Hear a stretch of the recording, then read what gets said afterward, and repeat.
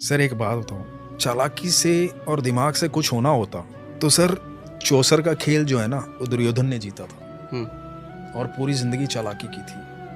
18 दिन लगे सर, सिर्फ 18 दिन इतिहास पलटने, नामो निशा खत्म हो गया। क्योंकि इधर जो व्यक्ति था ना वो सरलता से चल रहा था, साधारण तरीके से चल रहा था, विश्वास से चल रहा था, अपना कर्म ईमानदारी से कर रहा था जो उसके हिस्से आया था। वो अर्जुन था सर, वो इतना अच्छा इंसान था सर। आप देखो भगवान ने बहुत कुछ सिखाया सर। आप देखो मैं हर चीज को जोड़ के देखता हूँ। वो 125 साल जो ठाकुर जी रहे हैं ना धरती पर, वो 125 साल बहुत महत्वपूर्ण है सर।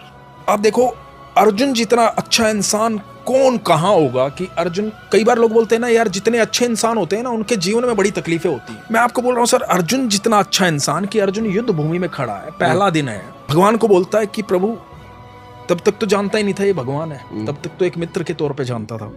बोला कि माधव मध्य में ले चलो। मध्य में चले गए क्योंकि सारथी थे कृष्ण, जहां कहते वहां लेके जाना था।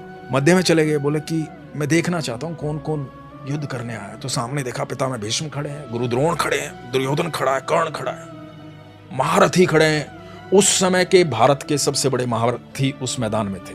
जहाँ कहा जाता है कि अर्जुन ने एक बार ये कहा था कि सब मेरे खिलाफ हैं प्रभु माधव, और ठाकुर ने कहा था पर मैं तुम्हारे साथ हूँ पार्थ।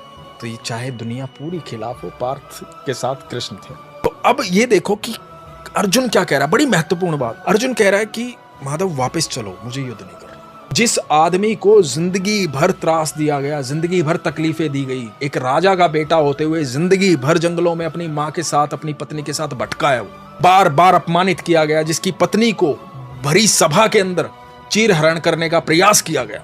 ये वो लोग सामने खड़े हैं जिन्होंने इतना पाप किया है, पूरी जिंदगी नरक बना के रखी है अर्जुन की। उनके प्रति भी अर्जुन क्या कहता है कि प्रभु मुझे युद्ध नहीं करना, ये अपने हैं, इनको मारने के बाद यदि तीनों लोगों का साम्राज्य भी मुझे मिल गया तो कोई फायदा नहीं है प्रभु, वापस चलो। सर जिस दिन आप इतने सरल हो जाओगे ना, उस दिन आपका रथ श्री कृष्ण हाकेंगे।